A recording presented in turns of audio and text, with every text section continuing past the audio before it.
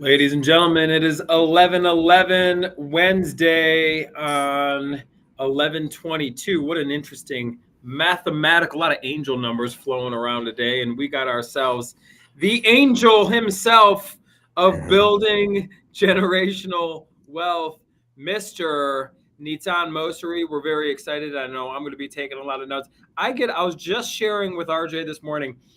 Doing these live streams on Wednesdays at 11:11 has completely changed a lot for me personally and professionally because I learn a lot. I'm taking notes here. We've had previous guests that have encouraged me to get clear on my finances, to clear up these shitty expenses that are just sucking my wealth building dollars that should be working hard for me. And, it's really been an impactful thing. So I'm very excited to continue this positive momentum with Mr. Nitsan, which we will get into here. RJ, how we feeling? The vibe's alive. I'm a little bit cold, not gonna lie. We are nowhere near where Nissan is, down in Boca Raton, Florida. So glad we could do this today, and maybe some of his wealth building, generational wealth strategies can heat us up a little bit. So make sure you're taking notes because I am. I want to learn what this man has, and I'm excited, man. It's good to be back. Excuse Nitsan, me. I know you're the man when it comes to this generational wealth thing. So, we're gonna give you the floor. I know I'll just kind of let you know my thing. I got a self-directed IRA and use that for one or two flips a year, kind of build that up. I got a Charles Schwab money market account for buying and trading some stocks here and there with personal cash, as well as another Roth IRA. And I could kind of make money with a flip in the self-directed IRA and then send it on over to the Charles Schwab account, kind of trade some stocks and kind of buy some high yield stuff over there. And I know RJ's got a whole life policy and he pulls that money and borrows against that policy and does some real estate. So we're not super novice and green when it comes to a few various accounts. So I just want to kind of let you know where we're at. But what do you got here, Neetown? What are we missing? What is generational wealth? What is the most powerful way to build true generational wealth?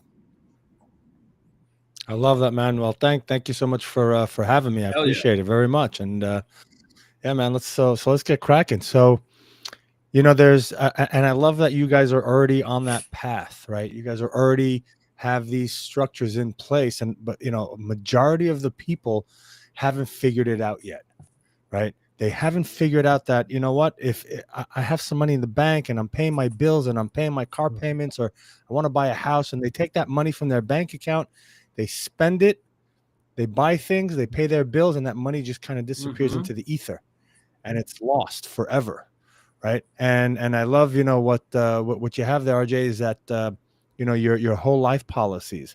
And now what I'm talking about here, I'm not a financial advisor, right? I don't have any of those licenses and things on my walls and whatnot.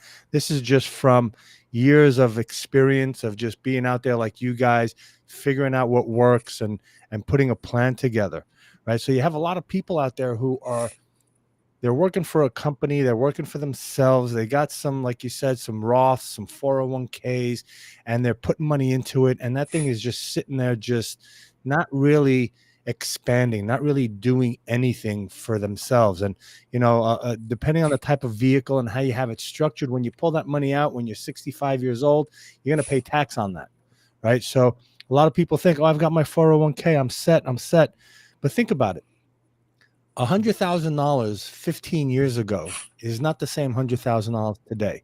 It doesn't have the same buying power. So when people tell you, oh, put money into a 401k for 40 years and you'll end up with $1 million, you got to ask yourself, now that sounds like a lot, right? Like, wow, I'm going to have $1 million when I'm 65. But what if that $1 million buys you half of what it buys today, or even a quarter?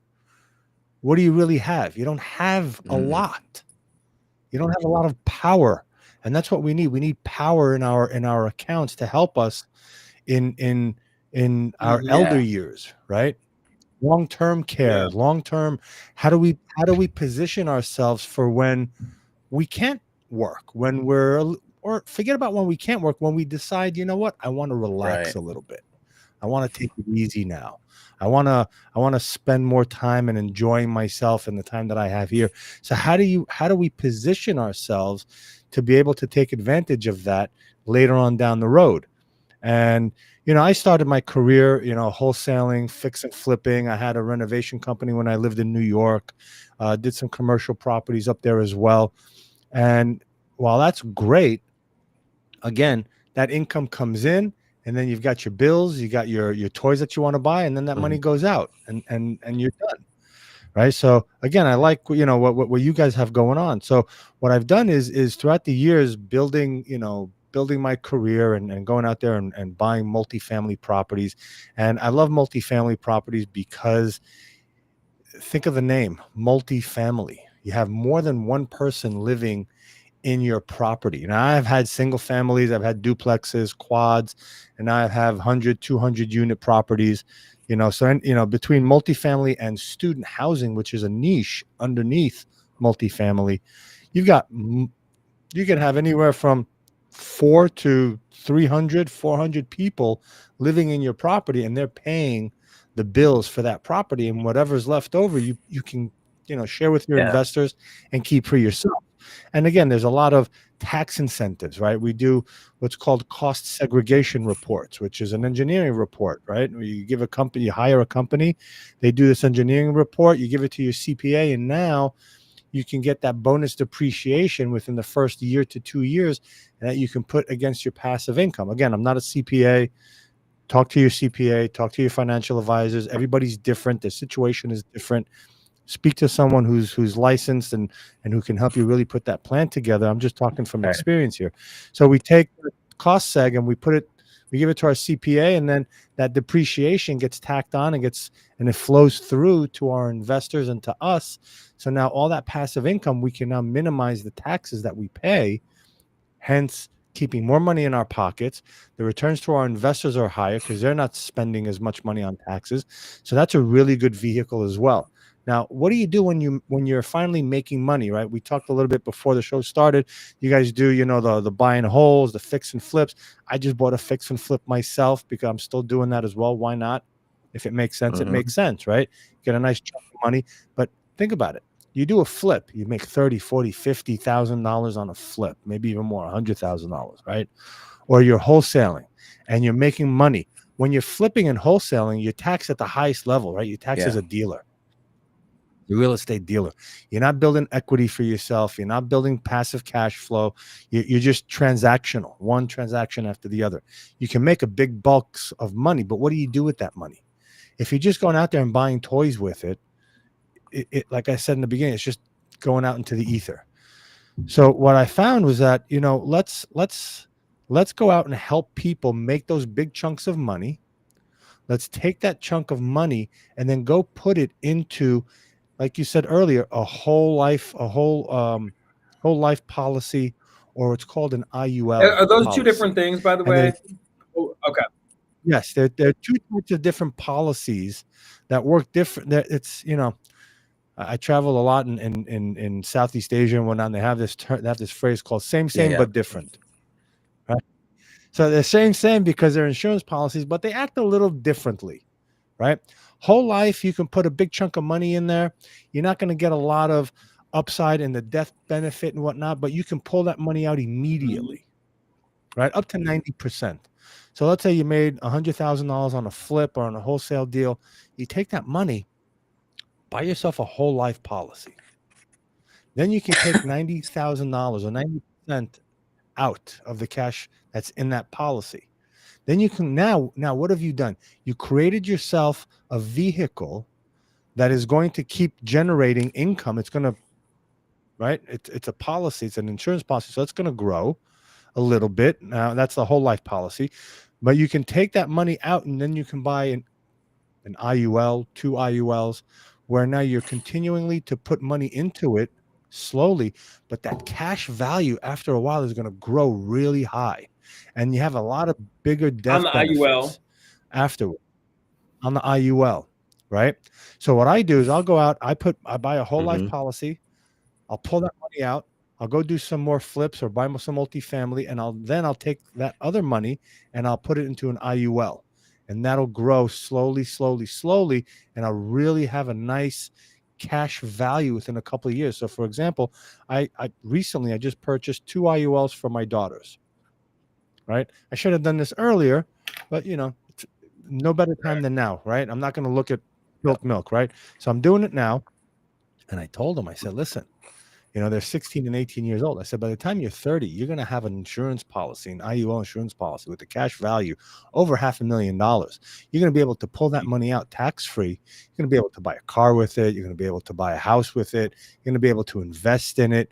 This is a bank account that's going to start growing and growing and growing. And the beautiful thing about it is that creditors can never touch it. So IUL is basically like like a high yield savings account. Is that what I'm understanding? Very similar, right? It's a high yield account where the whole life policy, for example, I put $100,000 into a whole life policy. My death benefit was $266,000. That's not going to grow a lot, right? So then I pulled out money from that whole life policy, and then I'm going and I'm flipping a house, right? When I get the money back after I flip the house, guess what I'm going to do? The initial investment, I'm going to buy another whole life policy, right? The profit from the IUL, the profit from that flip, I'm going to buy an IUL with it. Gotcha. Right? Because that's going to grow a little bit slower, and I have to wait. There's what's called a surrender period. I'm going to have to wait a couple of years until that cash value goes up, so where I can pull out decent money from that IUL as well. But the whole life, I can pretty much pull out 90% very quickly. So I'm building life insurance policies all over the place. One for my wife, one for myself, for my kids, multiple policies. IULs. Now,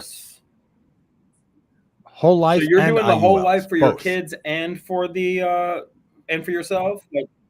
I'm doing IULs for my kids because that's a slow burn, right? That's a slow increase throughout time. I don't want to pull that money out. It's just a savings kind of deal. And do you deposit into that monthly or kind of sporadically? Is that kind of like an automatic payment that you make every month?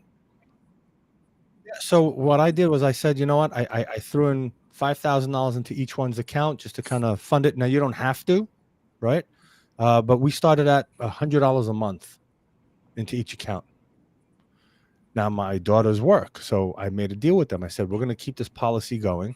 Right now, I'll put $100. Within a year, I want you then to start putting in 50. We'll split it. You 50, me 50. And then after a while, you're going to pay $100 a month yourself into that policy, and that's your policy, right? So it protects them, it protects everybody, plus it grows that cash value. The cash value is like the savings, right? It's like it's earning yield and growing. How much money can I pull out of that policy is the cash value. But you're not looking to pull money out of the IUL, or are you at a certain date? At a certain time, you can. Absolutely. Why not? The cash value is there. Now again, I'm not an insurance broker. I'm not an insurance agent. But from what I understand, also, the policies, when you pull money out, you don't necessarily have to pay that money back into the policy. And it grows tax-free? Does it grow tax-free like a Roth IRA would? It grows tax-free. You can pull the money out tax-free, right? The cash that's in that policy, and you can buy real estate, you can buy crypto, you can buy stocks and bonds. You can do whatever you want. It's kind of a self-directed vehicle then. These IULs are kind of self. What custodian do you work with, or have you had a good experience with? I have a custodian. I have a friend of mine. His name's Brian. He's out in the West Coast. He's in the insurance world, so I work with him because he's also a real estate investor. He also is a multifamily guy, so he understands when I tell him, listen, this is what I want to do. He understands the ideas, and he's able to create the different policies and the different structures exactly, what I want and what I'm looking for. Cool, right? So now, another way to really build out the generational wealth. Now, depending on your estate structure and what your estate attorney will tell you to do, you can have those policies in your trust so that the trust is the beneficiary, right? Now, the trust is the beneficiary. when I die, when my wife dies, let's say, God forbid, my kids, may they live a longer life, but when the times come for them to pass and whatnot, the money goes into the trust, so that if I make RJ my beneficiary and I give him the money, no, the money's gone. He can take that money, use it, party, and the money's gone. But if the money goes back into the trust, and then the trust buys more policies for my grandchildren and so forth, then you start to rolling that money, and you're really starting to create a bank in your name, because then you can constantly pull that money out, right? So as the cash value grows, you can pull more money out, and you don't necessarily have to pay it back. It'll be paid back to the policy when you die. So if you have $1 million death benefit and you pulled out $500,000, when you pass away, the insurance policy will say, okay, you have $1 million, you took out 500, we're only going to pay out 500. Right? So they're going to deduct that money that you use. But now during your life, you're taking that money and you're playing with it. You're buying real estate. You're buying, crypto. You're buying stocks and bonds. You're building that wealth and that cash flow for you and your family, so that you can go out and do it. So what we do is we find people who have 401ks, Roth IRAs, all their, retirement vehicles. We put them together with our financial advisors, and they'll say, okay, how old are you? You're 40 years old. You're working. You're going to continue working. This is what we can work with, right? Let's move your 401k into policies, into insurance policies. Let's do all this kind of stuff. We'll pull that money out. We'll do some fix and flips with them. Well, it's a done for you project, right? We find the houses, we have the team, we go out there, we'll flip the house for you, we'll renovate it for you, get you another big chunk of money. Then you can now take the money that you invested in the house, the investment capital, put that back into the policies, and then take the profit. Now you can either go out and buy your own multifamily properties, or you can invest it in a syndication that's already got a deal going. Gotcha. And create more passive income. Then that passive income from the multifamily, you can put that back into your insurance policies and let that grow. And the cool thing with IULs is that after a certain amount of time, if you max fund it, if you put the maximum amount of money that you can into an IUL, after a certain amount of time, the insurance policy then pays for itself. So you don't have to put any more money into it. Gotcha. The gains are funding it. The gains are flowing back into that policy. That's paying for it, right? Right. I'll give you an example. So let's say, you have to put in $1,000 a month into a policy, and the minimum to keep that policy alive, right? The minimum, let's say, is $600 a month, right? So after a couple of months, you're like, you know what? I'm going to stop funding this, because what happens is if you don't fund it, the policy will go into the cash value of the policy and pull out that $600 and pay the minimum payment to keep the policy alive. So if you have enough cash value, you don't have to fund it anymore. It'll pay for itself. And the cash value is the amount that would be received in the event of death, or that's the death benefit. That's called the death benefit. The cash value is the balance of the account. And the cash value is the amount of, let's say, cash that is accumulated into the policy. So what you're saying is, once the gains and the yield has reached that minimum to keep the policy alive, you get max death benefit, but you're not using your own cash to fund this thing anymore. It's funding itself, but you don't lose any death benefit, and it's growing, and you're doing good. Yep, that's right. Now, if you want to increase that cash value, you fund more. You raise the insurance value, the insured amount. Then you can add more money into the policy. Now you've just increased your cash value as well. So there's really incredible ways to play with these insurance policies to really go out there and maximize your money. Plus, remember, they're shielded from creditors. That's key. I mean, we live in a very litigious world. Everybody's trying to get something for nothing out there. You got a target on your back when you're on the internet talking about generational wealth. So we got to protect it, don't we? So Absolutely. You like the whole policy just so you can, it's not even what you're saying is what I heard is you're not even getting that great of insurance out of the deal. I mean, you put in $100K for only a $266,000 death benefit. That ain't not why you're doing it. You're putting it in there because it's safe from creditors, it's compounding, but you can pull the money out almost immediately, 90% of that money.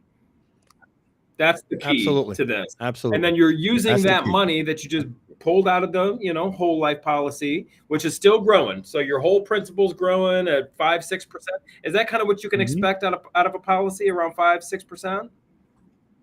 Yeah. Something like that. Yeah. Again, Sure. talk to your insurance broker and figure But it then out, you're right? But yeah. basically taking that money and you're buying IULs. And are you just pretty much buying one IUL per child and family member, or are you buying multiple? From what I understand, you can buy one, and then if you want to keep adding, so there's a maximum amount of money that you can fund these policies with on a yearly basis or on a Yes. monthly basis. If you want to increase that amount, from what I understand, you can just increase the insured amount, right? How much insurance you want from that policy, and then you can dump But you more only money need into one it. per family member and whatnot. Right. And Right. And what's nice about it, I'm sorry to interrupt, but what's nice about it is, like my friend Brian, for example, I don't pay for these policies. There's no fee coming out of my pocket. The insurance company pays the insurance broker for putting these so policies together. 100% of your money that you're putting in on a monthly basis is growing. It's not like some of it's going to fees. And Right, no, it's 10% charge. Yeah. yeah, no. Nope. No charges And to me. well, I didn't All mean to interrupt you, Yep. but another good thing that I really like is that self-directed component, because Nizan, you can get a higher yield because of what's in between your ears. You can get a higher yield than some shitty hedge fund for 4%, not even 3.2%. These, so we're gonna get into education plans here in a minute, but is that pretty much your main play just with the insurance? So you got the whole life policy, you're pulling the money out of that for these IULs, and then when you set up the IUL, you're kind of setting up like a consistent thing. Like I think you said it was 100 a month or something like that. Like you sign that contract, right, with the insurance policy or with the insurance company, and then it's off to the races at that point. It's off to the races. It's a monthly thing, so it's like play, set it up once and forget about it. But eventually, the cash value will be of such, and it's earning at such where it's earning over $100 a month. So you no longer need to make that deposit. Is kind of the play. Now it's a set it and forget it type of play, right? Exactly. That's the beauty. Yeah. That's the beauty of it. After a while, you don't have to fund it yourself. It'll self-fund and keep it growing. So we're going to move into other vehicles and whatnot. But RJ, let me send it over to you. Do you have any questions? Any questions coming in? I see we got people. We do. We have one. So I think I can answer this one, but someone's asking, Boss Lady, how's it going? Thank you for joining. I bought a 2-family, so she bought a duplex in 2023. When do you think I could pull money out? Right on. When do you think I can pull money out to get a URL? It's probably a IUL. She meant that. So, I think, if you can still cash flow it, I think she's trying to pull money out. So that sounds like a cash out refi, and then pull the money out to start a IUL. I would just make sure that you can still cash flow it after the new, appraisal and taxes and insurance and all that. You're paying interest on that money. The only way to pull money out of real estate is either to sell it or to get a loan. You're borrowing and paying interest. So that's not the best play, right, Nizan? You don't encourage, you're not encouraging anything. We're all for entertainment purposes only, right?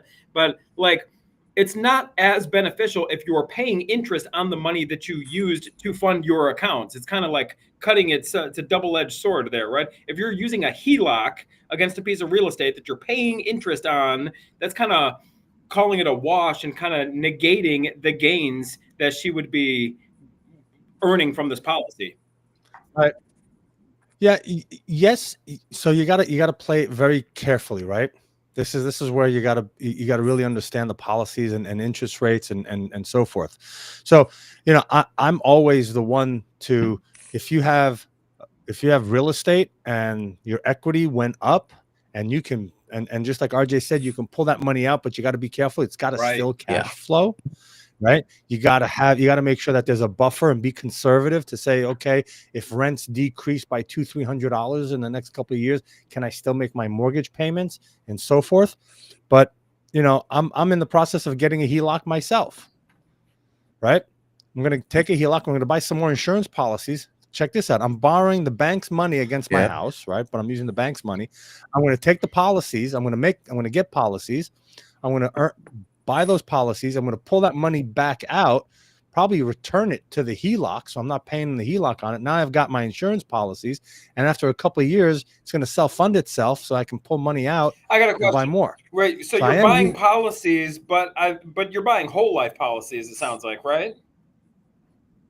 So with the HELOC, I'll buy a combination of whole life and IUL. When you say you're buying a policy, I thought we just kind of talked about like you only need one IUL per. Are you saying you're just putting money into it? So you're not buying new policies. You're just depositing into existing policies. Understood. Thank you. Correct. Thank you. Correct. Now in this case of a duplex, make sure that the value is up there. Talk to some mortgage brokers, see what interest rates you're going to get, what your mortgage payment is going to be, what your new insurance and new taxes are going to be, how much your closing costs are going to be. Run your numbers, right? This is a numbers game, right? It's not an emotional thing. It's not, right? It's just numbers. If the numbers work, right? Now, what's cool about it is you take money out from your property. Let's say, you know, today 7%, right? You take that money, you buy a policy, you pull a whole life, you can pull that money out, 90% of the value pretty much, you know, the next day or within a couple of days and so forth. And then you can go out and do a fix and flip, let's say, or wholesale some properties, make some big chunks of money, right? Now you can put that money aside to pay for the higher interest rate or you know, higher mortgage payment that you can have on your duplex. Or you can now then take that money, put it into a multifamily syndication. You're going to get the bonus depreciation. You're going to get that cash flow. Now, if you're paying 7% on that money on your duplex, you're going to definitely want to make sure that you're putting your money into a 8% return property, or making, you know, doing flips where it's bringing you big chunks of money so that you can pay that, right? And eventually when that multifamily syndication will sell, you'll get more money coming on top. So you'll make more than an 8% return on your money. So you just got to make sure that you've got an arbitrage between the money that you're pulling out and the money that you're investing. This is the game that we play. This is what the banks play. This is what the wealthy people, this conversation that we're having right now, everybody, this is called being in the prosperity consciousness. You know, the opposite of this conversation is putting your head in the sand and saying, I don't understand this stuff. This is weird. It's too hard for me. This is not. Listen, everybody, be obsessed or be average. All you got to do is have specialized knowledge. Talk to guys like Nizan. His phone number is on the screen. He'll shoot him a text. The guy's not too big for his britches. He offers some coaching and consulting and, you know, works with people. And these are the kind of people you want to be around. This is why RJ and I are so grateful to have this live stream. I'm telling you, what was I telling you, Nizan, before we started the thing? I've completely changed my the direction of my personal finances, professional finances, just from having conversations with guys like you. Every week we're on here, and I'm just sitting here taking notes. Right? Oh, you will, this and that. Guys, implement it. This is what it's all about. RJ, what else you got over there? What are people chiming in here? I mean, the play, you got to understand these plays, and it's all about moving money, understanding yields and returns on the money. Correct. Because it certainly is not getting the return in a normal checking account or a normal savings account. We are losing it all to inflation, and you can get ahead with real estate plays and getting that money working in other environments than the bank account. So let me look again here. That was a boss lady. Hopefully you're still on, but we just answered your question there. We have I see something here about from Gorgeous Hustler and I'm Handsome Gangster. That's me, everybody. Yeah. How does it eventually self-fund, Nizan? How does that eventually self-fund? Right. So, all right. Talk to your insurance broker to make sure you know I'm saying the correct things, right? So from my understanding, the way it works, right? You have an insurance policy. You've put money, you put in let's say the cash value of the policy has hit where it's $1,000, right? So you got cash value in your policy of $1,000. Now there's a minimum amount of money that you have to put into the policy, right? Like a premium every month to keep the policy alive. All right. Let's say that minimum is $100. Right. So after a point in time, you have enough cash value in your policy. So if you don't pay that month, right, a premium, the insurance policy is going to go into itself and say, okay, how much money do we have in that policy? Is there enough cash value? Oh, there's $1,000 in there. We're going to pull $100 out of that $1,000 and we're going to pay the policy to keep it alive. Gotcha. So now you don't have to go. Now, okay, so we paid $100. Now the value. Now again, remember your policy is making money. It's got interest rates. It's got an interest. It's based on all kinds of things and indexes and God knows what. Right? That's way above my pay grade. Right? But it's going to make more money. So now you've got, let's say, $1,100 in the cash value. Next month you pull it out. It's $100. It goes back into it. Now the cash value doesn't go down. The cash value stays the same. So now you went from $1,000. Now next month, let's say it's $1,100. Then the month after that, it'll be, $1,300, and it grows. All the while, the policy is funding itself, going into the cash value, saying, okay, let's pull $100 from it. Let's pull. And that's when it self funds itself. You really should talk to an insurance broker several times. Not once, several times, because the mind doesn't understand how you can create something from nothing, basically, right? Yeah. How does a policy pay itself if I'm not paying itself, right? We're always told you got to put money, you got to pay your premium. If not, if you don't pay your car insurance, you're going to lose it. If you don't pay your home insurance, you're going to lose it. This is a little different, right? Yeah. You can build up to a point where you technically don't have to pay. It's always good to pay because that just means that your cash value and your insured is just going to grow even more. But technically, you don't have to pay it after a while. I want to segue into something I learned recently, and we're going to be segueing into now ESAs, also known as a Coverdell account, and also a 529 education savings account. And I'll give you a little story.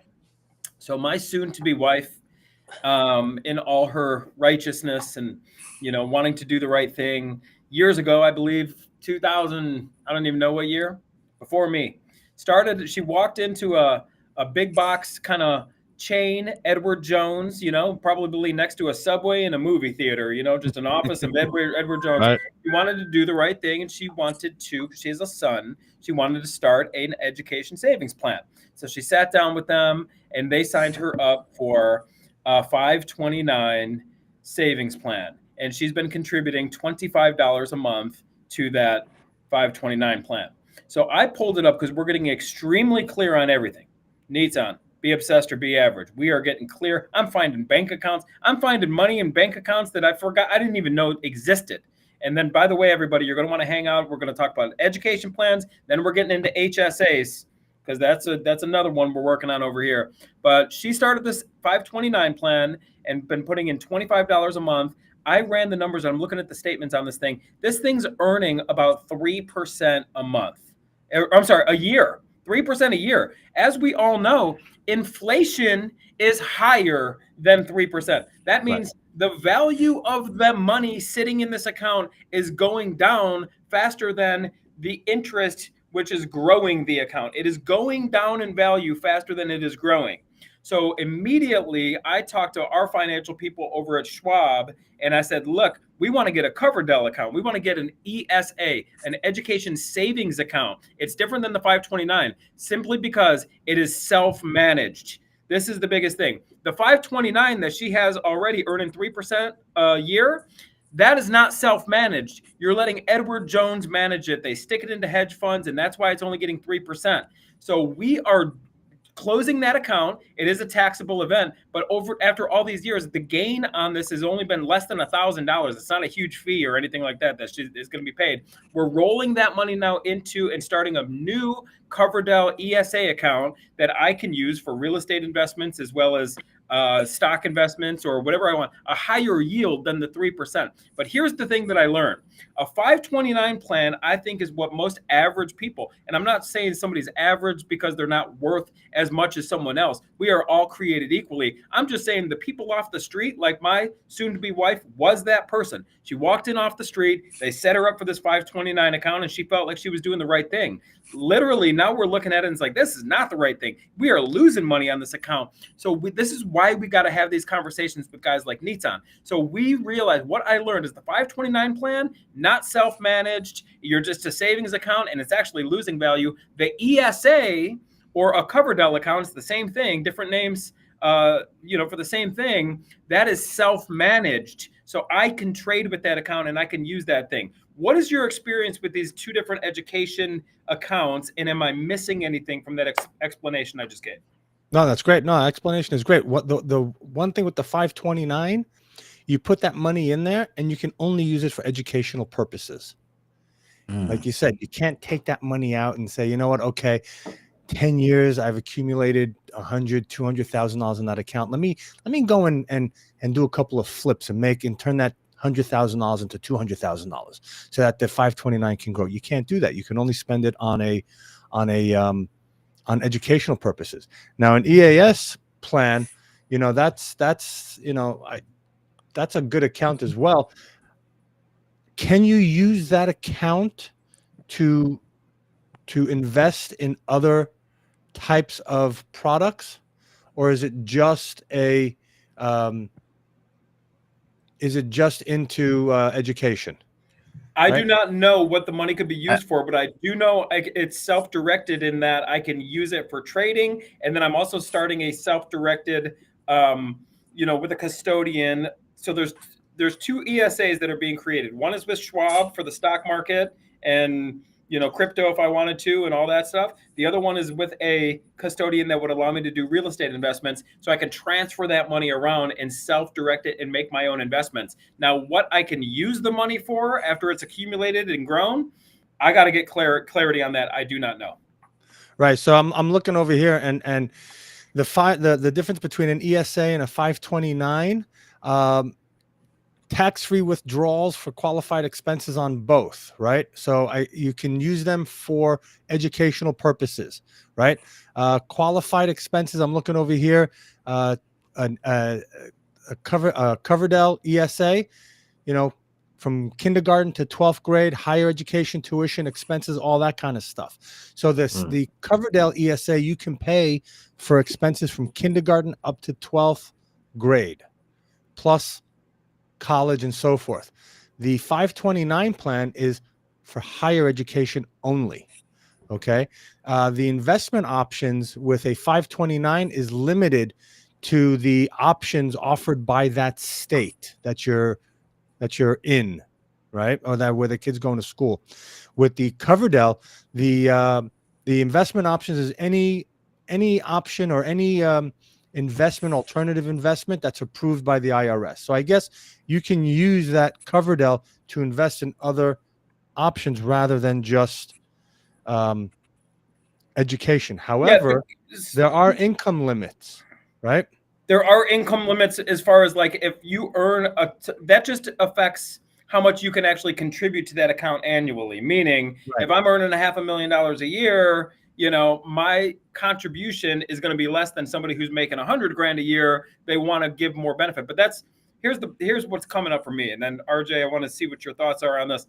The Coverdell is so much more powerful than the 529. Sure. Right. But absolutely, people off the street, if you're walking in off the street, like my beloved future wife did, they don't even offer the Coverdell. They don't offer the ESA. They just offer the 529 so they can manage it and stick it away. RJ, what are you hearing? What is going on? So you said something which is self-direct. It basically means you have to take your finances and be responsible. Amen. That's it. Like, you got to be responsible. No You one's got gonna to do it first, you for got you. to educate yourself around these plays that we're mentioning, and be happy. You can text Nizan right there. He's 561-212-7247. Get you, a bunch of knowledge around this, but then you got to take action to it.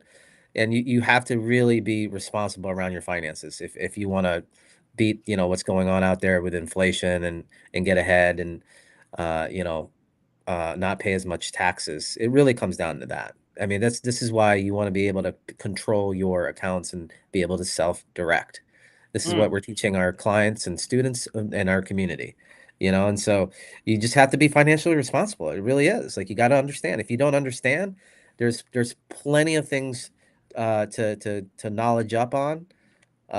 Self-directed IRAs, these IUL policies, whole life policies. And once you start, getting your active income up, which we show you how to do, there's plays to wholesale, fix and flip. Then you can get your active income up so that you have money to invest in these policies, so that then you can, start getting the yields in return Mm. better than what's going on in a 529. The Oh, reason why they sell the 529 is because we probably get the commission of from course. that. They're going to sell you on what they're getting paid the most, and there's no Mm-hmm. fault in that. Like, the CPAs out there, and all the accountants out there, and what do you call them, the financial people out there. It's fine that they're doing this for a living. They are doing this because they're getting commission on, and they're educated on all these vehicles that they're allowed to sell. But so you got to educate yourself too, and not just, I see a lot of times just oh, I'm just going to put it here and let it grow here, and you don't even know what your finances are doing. You got to No. look at it every single day and how they're doing. That's it. That head in That's the sand mentality will no. make you broke because money's like water. What did Nizan say? Money's going to go to the ether. Money's like water. It's got to go somewhere. So if we are not the master of our money, we are going to be the slave of money, right? We're going to be basically in a financial slavery, unfortunately. So here's the deal. We got about 10 minutes left. Nizan, we need about 4 hours with you, and we're definitely going to have you back on the show because there's a lot of participation and a lot of people interested. What's going on? What could you say to this audience? We got people watching online right now. They're hearing this is scary and confusing. We're talking about whole life policies. You even threw in trusts, and I don't even want to go down the rabbit hole of trust right now because we're already going to freak people out, right? What can people do right now? Maybe they're just listening, and it's like we got to reel this back a little bit. It's like, what could people do right now to just get on a better trajectory to start the process of building generational wealth? It's a great question. Reach out to me. Let's talk. Right. Find someone that you trust in the insurance world, in the insurance, life insurance world, that you trust, that is extremely knowledgeable, that is not working just for their commission, but they understand you and what you're looking to get out of, right? And then the second, right, talk to them. But before even talking to them and before contacting me, figure out what is it that you want to do. Okay. What's your goal with all this, right? Mm. Is it, I want to make sure that when I'm 70 years old, and if I have to go to an assisted living facility, I've got a policy to pay for it. Right. That's one goal. Right. And I just went through that with my mother and whatnot. She didn't have anything set up and whatnot. And I went to look at assisted living facilities for her. They range anywhere between $4,000 to $15,000, maybe even $20,000 a month. Oof. A Okay. month, guys. Yeah, a month. And if you're not prepared for that, and you've got an elderly parent that you can't take care they're of, going to be living in a freaking cardboard box is what's right? unfortunate. Yeah, I mean, you get what you pay for in this world. Right. No, absolutely. And the crazy thing about these assisted living facilities and Medicare and all these insurances for elderly is that for Medicare to plug in and to start taking over, your parent, your elder, your family member has to technically go broke. They can't have any assets. They can't have any money in a bank account. They can't have anything. So you got to get your family member to go broke before Medicare and Medicaid can come in and start paying for these assisted living facilities. So you have to understand, what is your goal, right? What is your goal? Do you have young kids right now? that are running around, and you want to set them up for life? Do you want to set your entire family up for life? You have to understand what is your goal. And, a lot of times, people like yourselves, right? Contact, they should contact you because you guys understand how to create a plan for yourself, right? So talk to someone, right? Understand what's my goal. Then once you understand what your goal is and how, well, you're not going to understand how to put it all together, but what is it that I want to accomplish? Then go out there and talk to someone like you guys, right? Call me, call a friend who's in the insurance world. Start asking questions, right? Go to live events, go to seminars, right? There's tons of seminars out there where people are talking.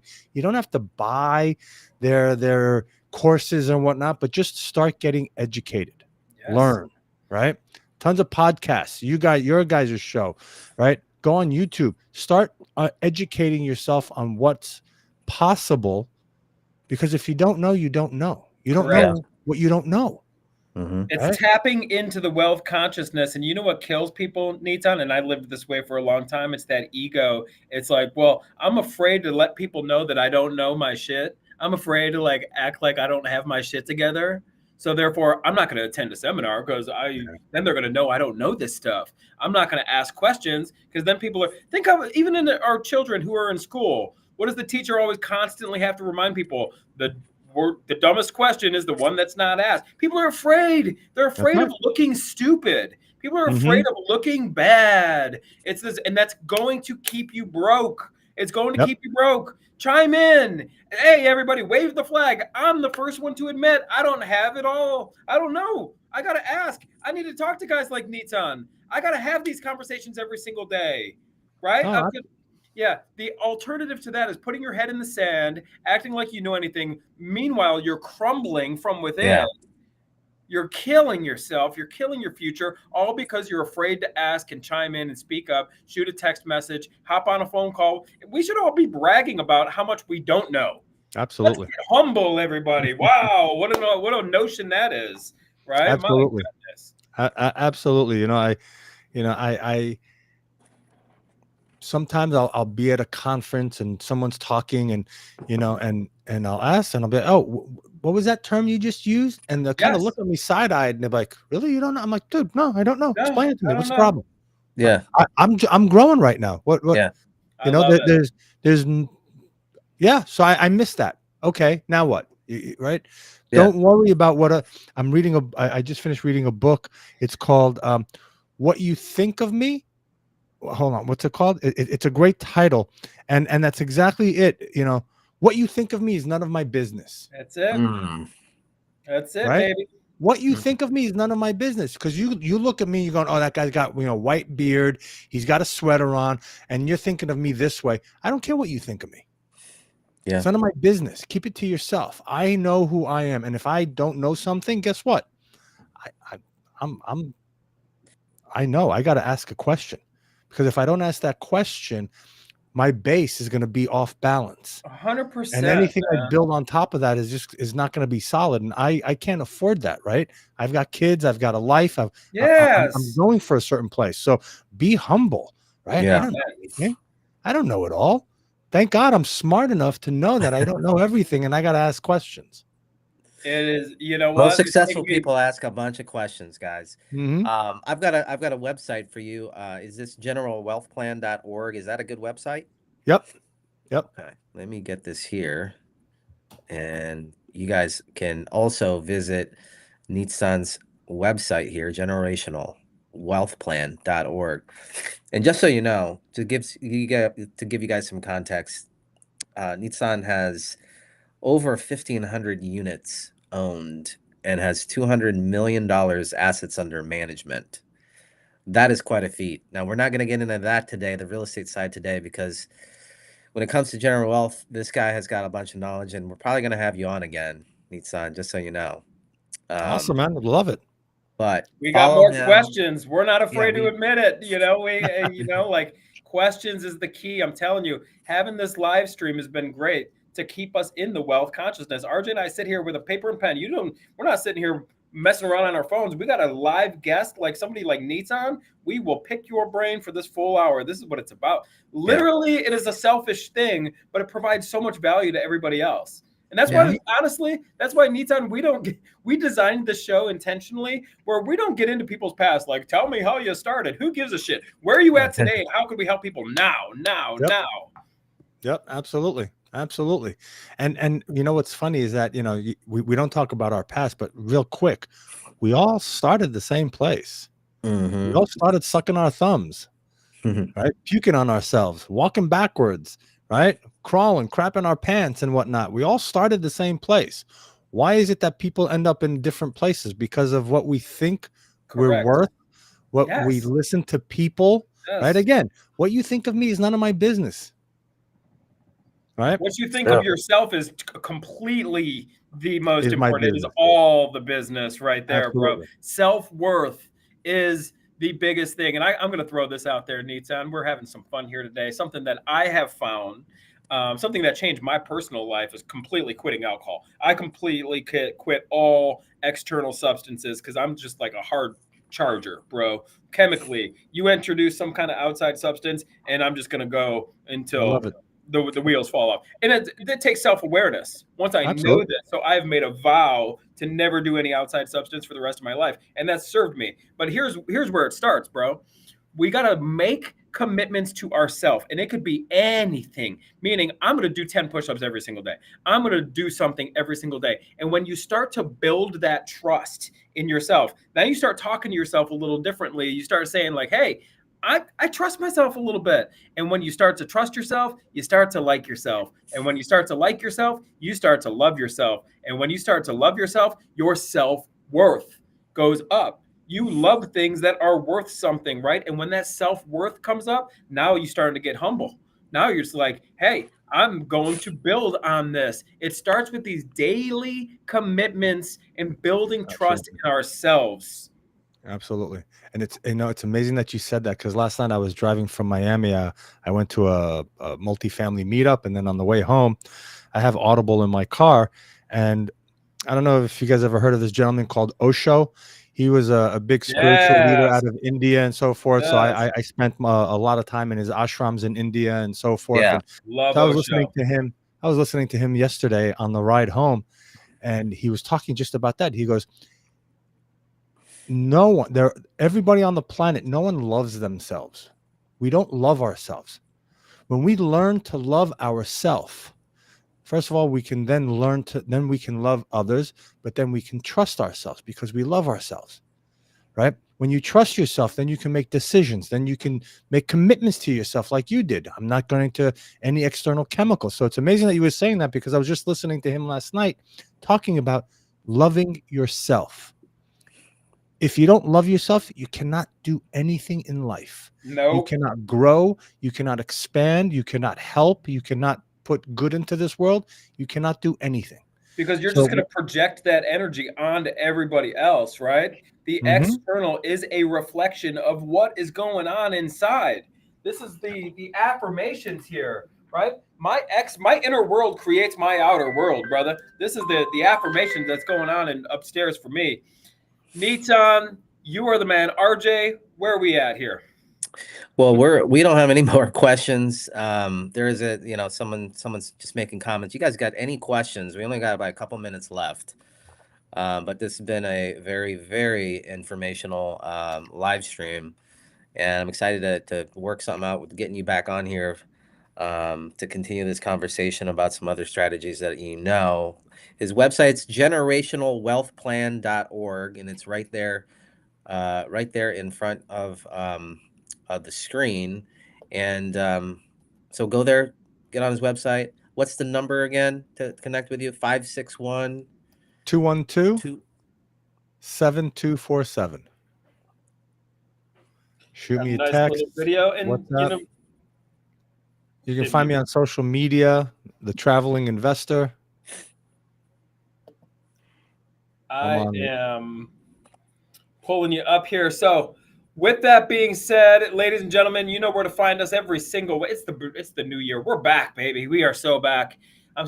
To be honest with you, everybody, I'm so grateful. All this, like, Holiday mindset. Some people are still in the holiday mindset, Nizan. I don't know what it is. I called somebody today. They're like, "Oh, it's really cold outside. Could you call me at the end of the week?" It's like, cold outside. What is your smartphone not working? We got to keep this train moving here. We've got questions. I got questions, right? Once I got humble, I got questions for everybody. But Nizan, we'll definitely have you back on. You guys know where to reach Nizan, and you know where to find us. Every Wednesday, 11:11 is where we get started. Nizan, any final words or burning desires? Take care of yourself, take care of your mind, take care of your body, take care of your spirit. Everything else will follow. Nizan, hang out. Very, very sound words right there. Hang out just for a minute, and everybody else.